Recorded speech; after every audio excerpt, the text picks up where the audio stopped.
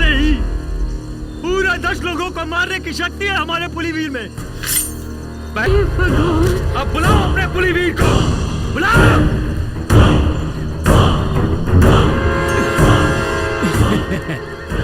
आज क्यों रहा? तुम्हें आहट सुनाई नहीं दी?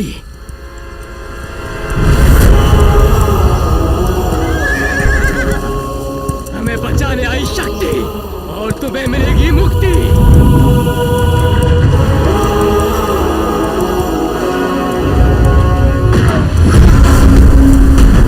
पुली गांव वालों का रखवाला, एक महान योद्धा, अस्त्र शस्त्र की सभी विद्याओं में निपुण, 100 दुश्मनों को अकेला मार गिराने वाला एक फौलाद था।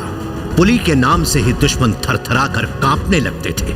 पुली कोई और नहीं बल्कि महाराजा के मुंह बोले भाई का बेटा था।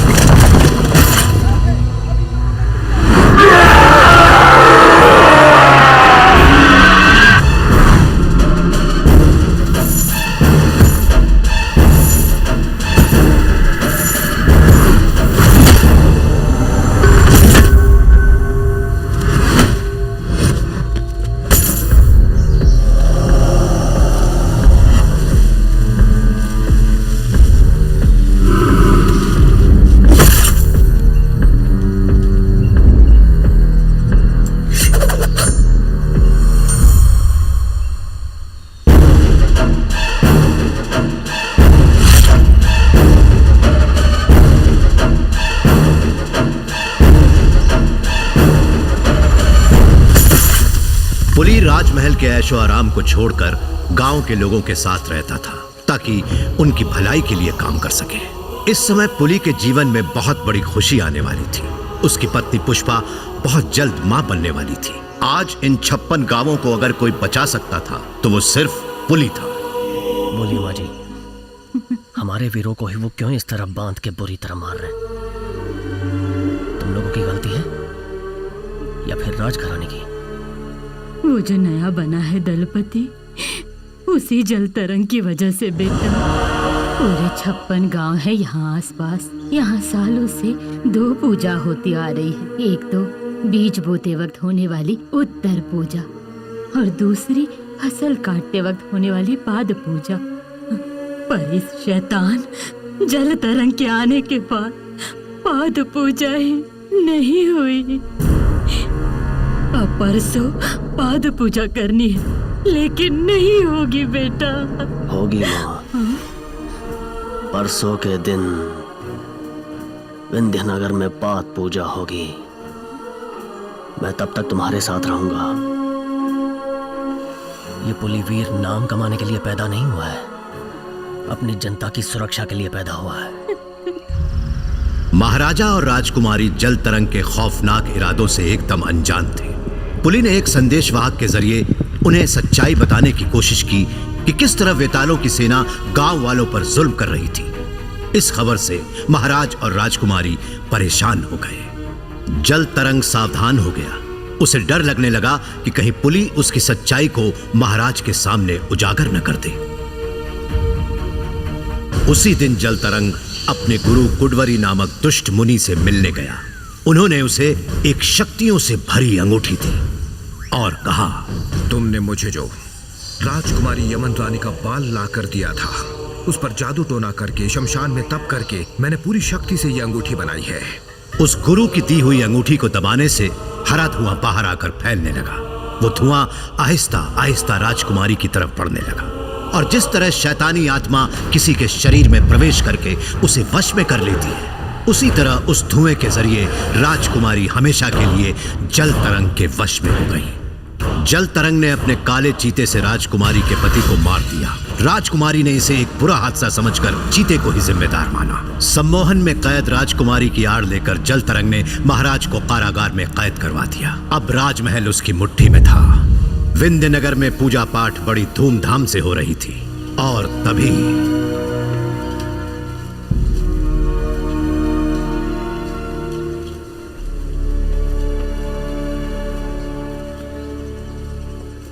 पुलिवीर,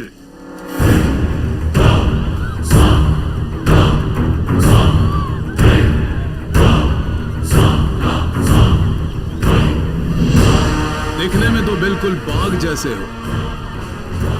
सिर्फ दिखने में ही नहीं। डरिए मत, वो आपके बच्चे नहीं हैं, मेरे बच्चे हैं। हर हाल में उन्हें बचाऊंगा। एक कदम आगे बढ़ाया तो सारे बच्चे मारे जाएंगे। जीवन में खुशियां बांटने वाले स्वर्ग से सुंदर होते हैं बच्चे। उन्हें मारकर कौन से नरक में जाना चाहोगे? शासन को अपने हाथ में लेने के लिए कुछ भी कर सकता हूं मैं। जब तक हम जीवित हैं, ये नहीं हो सकता। तुम्हारे आते ही इन सब का डर भाग गया। और वो डर तुम्हारे चेहरे पर दिख रहा है। दुष्ट के पास 1000 औजार होते हैं, भले के पास सिर्फ एक होता है, वो है प्रजा। वही तो, तुम्हारे औजार से ही मैं तुम्हें मारने जा रहा हूं। बच्चों के शरीर से अगर एक भी बूंद खून की निकली तो मैं तुझे... अगर तुम चाहते हो कि उनके शरीर से खून की एक भी बूंद बाहर ना आए,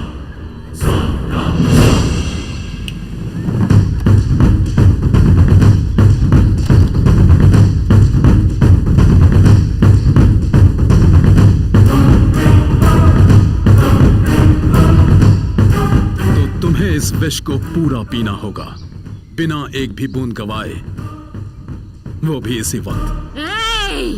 सिर्फ यही बच्चे नहीं, इस गांव के सारे बच्चों को भी मारोगे तो भी हम अपने युवराज को मरने नहीं देंगे। इतना प्यार काफी है माँ जी। तुम लोगों के लिए इस जन्म में तो क्या हर जन्म में जान दे सकता हूँ। सीधा मुझसे टकराने की हिम्मत नहीं है, इसलिए ये सब कर रहा है। तो अब तुम वीरता दिखाओगे या चुपचाप विष पियोगे?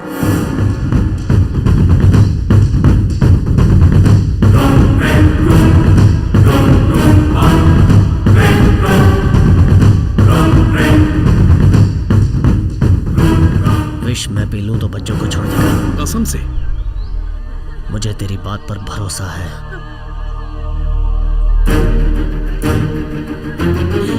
ऐसा मत कीजिए, आप इस राज्य के वारिस हैं। इस मिट्टी के लिए हम प्राण त्याग देंगे, पर आपको जिंदा रहना होगा। ऐसा मत कीजिए, ये विष मत पीजिए। ऐसा मत कीजिए। नहीं बेटा, नहीं। आखिरी जान तक को बचाना राजा का कर्तव्य होता है माँ जी। ऐसा मत कीजिए मेरी आज्ञा का पालन करना आप लोगों का कर्तव्य है।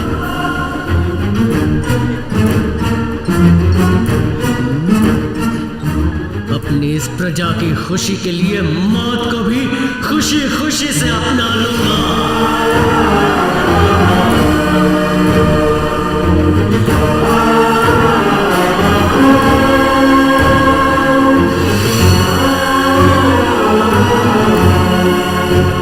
आप चले जाएंगे तो इस धरती को कौन बचाएगा? तुम बचाओगे। तुम में से हर एक धरती माँ से प्यार करेगा तो राजा की जरूरत नहीं पड़ेगी। ये मिट्टी ही मेरी मुट्ठी में आने वाली है और तू इस मिट्टी को ही अर्पित हो रहा है। जल तरंग, मैं एक बीज हूं। अगर तुमने मुझे यहां दफनाया तो एक और पैदा होगा जो तुझे खत्म कर देगा। दलपति, युवराज का बेटा पैदा हुआ है। तुम्हारा कहना सच निकला, पैदा हो।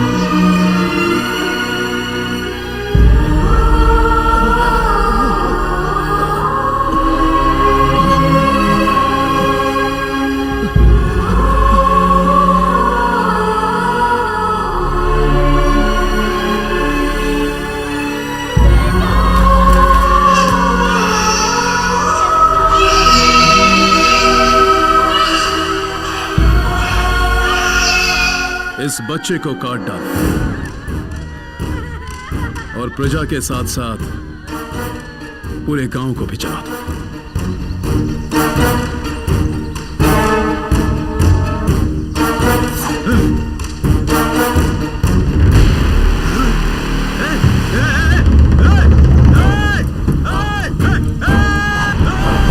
बच्चे को बचाने वाले पक्षी दरअसल मनुष्य ही थे, जिन्हें कुडवरी मुनि ने शाप दिया था। वो जानते थे कि एक दिन पुली का बेटा ही उन्हें इस शाप से मुक्ति दिलवाएगा, इसलिए उन्होंने उस बच्चे को अपने अंडे के साथ नदी में छोड़ दिया। राजकुमारी यमन रानी खुद ही मुकुट पहनकर रानी बन गई, लेकिन असलियत में हुक्म तो जल तरंग का ही चलता था।